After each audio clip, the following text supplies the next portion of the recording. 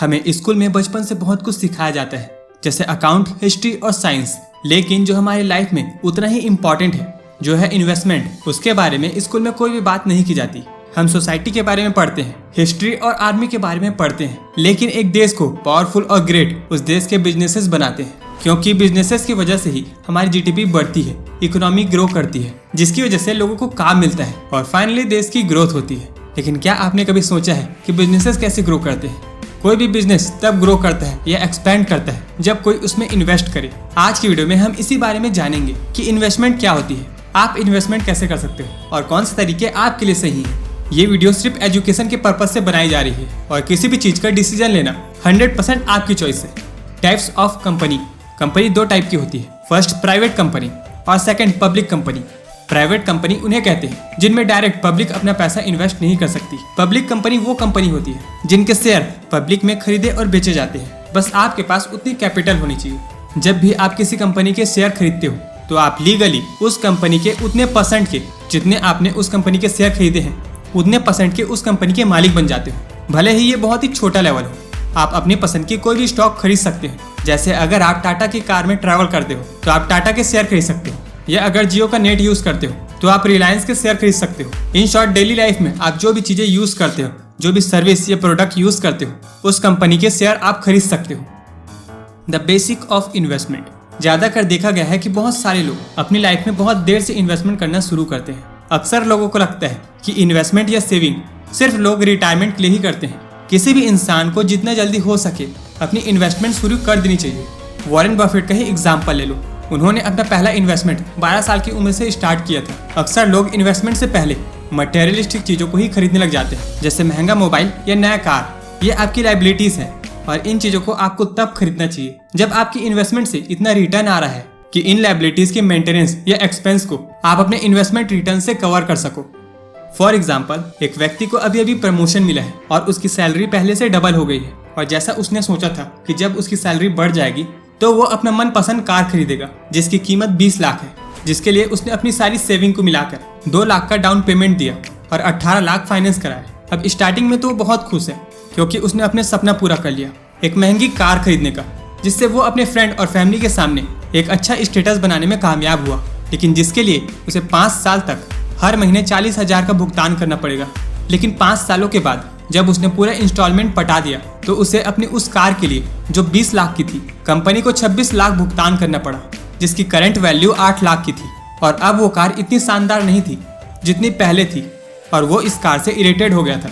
अब आगे डिटेल में समझते हैं 5 टाइप ऑफ इन्वेस्टमेंट, जो इस बात को समझ चुके हैं कि इन्वेस्टमेंट करना कितना जरूरी है। पहला ऑप्शन है सेविंग अकाउंट। ये बहुत ही बेसिक है, जिसके बारे में हम सब जानते हैं। हम अपनी सैलरी का कुछ परसेंट सेविंग अकाउंट में डालते हैं, जिन पैसों को बैंक दूसरों को लोन देकर हाई इंटरेस्ट वसूल करती है और उसमें से कुछ इंटरेस्ट हमें देती है।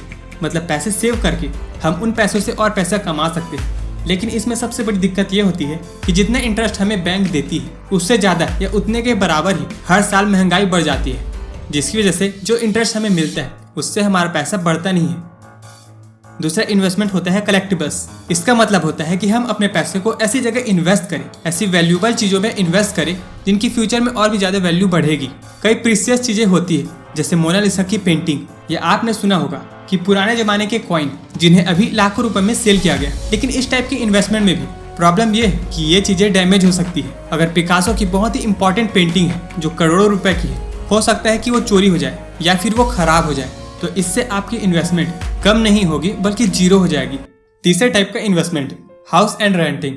अक्सर लोग सोचते हैं कि रियल एस्टेट का काम करना या हाउस रेंट में देना ये बहुत ही आउटडेटेड तरीका है पैसे कमाने का। लेकिन ये बहुत ही अच्छा तरीका है आपके पैसे को मल्टीप्लाई करने का, या फिर एक पैसिव इनकम सोर्स का, जो आप हाउस रेंट में देके कर सकते हो। और इसमें आप OPM मतलब अदर पीपल मनी का यूज कर सकते हो। अपनी book rich dad poor dad में रॉबर्ट कियोसाकी ने इसके कई एग्जाम्पल दिए हैं। अगर आपका मंथली कैश फ्लो अच्छा है तो एक नया घर बाय करने के लिए आपको आसानी से लोन मिल जाता है, जिसमें आपको 20% डाउन पेमेंट करना पड़ता है और बाकी का भुगतान आपको 20 साल के छोटे इंस्टॉलमेंट में करना है। और इसके बाद आपको बस इतना मेहनत करना है कि उस 20 साल के मंथली इंस्टॉलमेंट के बराबर का एक किराएदार ढूंढना है, जिसमें आपको टोटल कैपिटल सिर्फ 20% डाउन पेमेंट ही लगा और बाकी का भुगतान OPM से आपको मंथली होते रहेगा। तो ये भी एक बहुत ही अच्छा तरीका है। बस आपको अपने दिमाग को खुला रखने की जरूरत है और हर तरह के थॉट्स के लिए अपने माइंड को प्रिपेयर रखने की जरूरत है ताकि आप प्लस और माइनस दोनों चीज़ों को देख सको। Fourth investment, bonds. बॉन्ड्स सिर्फ पेपर का एक टुकड़ा होता है जो ये कहता है कि आपने अपने पैसे किसी को लोन दिए हैं और वो आपको कितना पैसा और कब तक वापस करेगा। बॉन्ड्स में इन्वेस्ट करना सेविंग अकाउंट से ज़्यादा अच्छा होता है और इसमें आपके पैसे भी सेफ होते हैं। इसमें गवर्नमेंट से लेकर प्राइवेट बैंक भी पब्लिक को बॉन्ड्स बेचती है, यानी पब्लिक से लोन लेती है। अगर आपको सेफ खेलना है तो आप गवर्नमेंट बॉन्ड्स ले सकते हो। इसके अलावा आप प्राइवेट कंपनी के बॉन्ड्स भी खरीद सकते हो। लेकिन यहाँ पे दिक्कत ये होती है कि अगर आपने किसी कंपनी के बॉन्ड्स खरीदे और वो कंपनी दिवालिया हो गई या बैंकरप्ट हो गई तो कहीं आपके पैसे डूब तो नहीं जाएंगे। ऐसे में कंपनी अपने एसेट्स को बेचकर मिलने वाला पैसा सबसे पहले बॉन्ड होल्डर को देती है, उसके बाद शेयर होल्डर को देती है।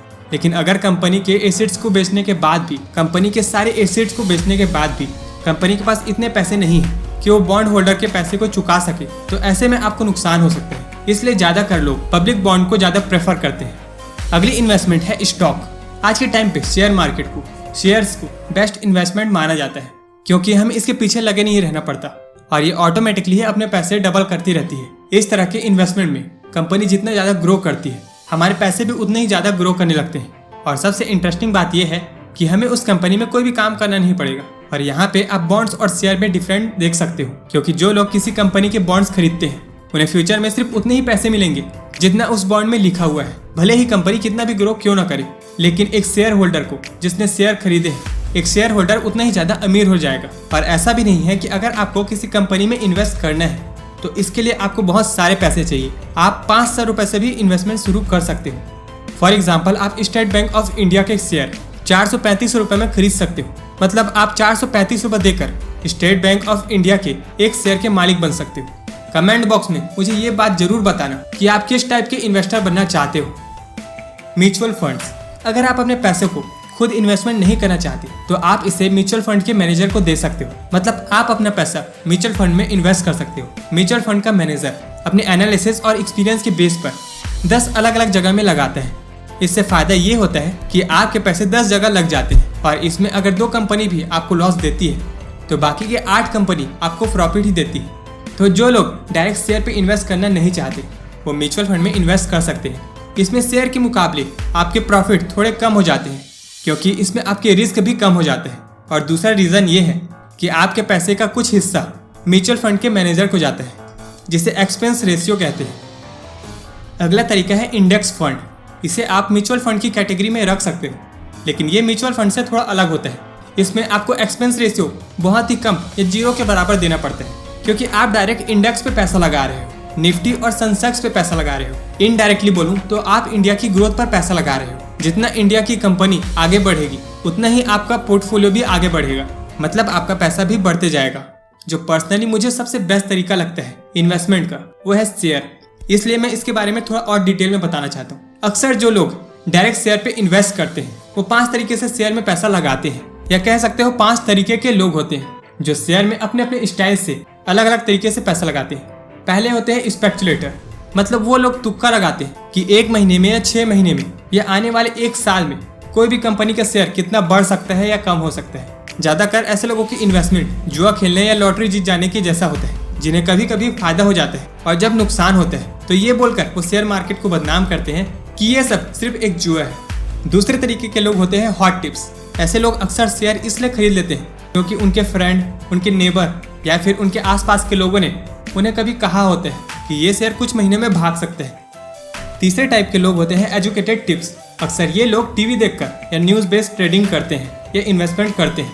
ये पहला और दूसरे पॉइंट से ज़्यादा बेटर है, लेकिन इसमें भी प्रॉब्लम ये है क्योंकि बहुत सारे लोग टीवी देख रहे होते हैं और जब भी कोई न्यूज़ आती है तो सिर्फ उस न्यूज़ के बेसिस पर मार्केट में लोग उसे खरीद लेते हैं। इसमें कभी कभी लोगों को फ़ायदा होता है, लेकिन ज़्यादातर लोगों को नुकसान ही होता है क्योंकि ज़्यादातर लोग वहाँ पे एंट्री बनाते हैं जहाँ पर बड़े बड़े इंस्टीट्यूशनल या बड़े इन्वेस्टर अपना प्रॉफिट बुक करने लगते हैं, जिससे अचानक स्टॉक में जो तेजी आई है वो कम होने लगती है और स्टॉक गिरने लगता है। चौथे तरीके के लोग वो होते हैं जो फंडामेंटल के बेसिस पे आगे बढ़ते हैं। फंडामेंटल सबसे सही तरीका है किसी भी कंपनी की एक्चुअल वैल्यू को जानने का, क्योंकि इसमें आता है कि कंपनी कैसे काम करती है, कंपनी की रेवेन्यू कितनी है, कंपनी के शेयर किस रेट से आगे बढ़ रही है, उसने अपना ऑल टाइम हाई कब लगाया है और ऑल टाइम लो कब लगाया है। और इसमें बहुत सारे फैक्टर्स होते हैं जैसे पीई रेशियो या earning per share, return on equity, net profit या मार्केट कैपिटलाइजेशन।